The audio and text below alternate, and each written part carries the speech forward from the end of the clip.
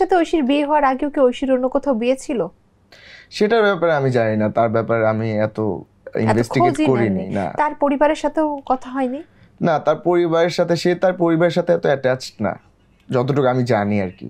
আপনি একটা মেয়ের খোঁজ না নিয়ে তাকে বউ বানিয়ে ফেললেন। বউ বানাইনি তো, আমি তো জাস্ট এঙ্গেজমেন্ট করেছিলাম। এঙ্গেজমেন্ট কি একটা বিয়ের প্রসেস না? আই নো, বাট সেটা আমি ওই সিচুয়েশনশিপের কারণে এই কাজটা করেছি।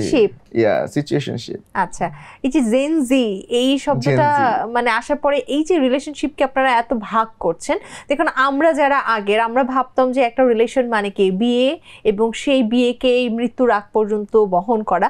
আপনারা এই রিলেশনশিপ, সিচুয়েশনশিপ, তারপর আর কি কি শিপ আছে আপনাদের, এগুলো নিয়ে আপনাদের সাথে জানতে হবে আসলে আর কি কি শিপ আছে একটু বলুন তো। আমার জানা মতে আর কোনো শিপ নেই। সিচুয়েশনশিপটা এমন হচ্ছে যে আপনি একটা মানুষের সাথে হয়তো কমিটমেন্টে গিয়েছেন, রিলেশনশিপে গিয়েছেন, বাট আপনি সিচুয়েশনটার কারণে আপনি এমন একটা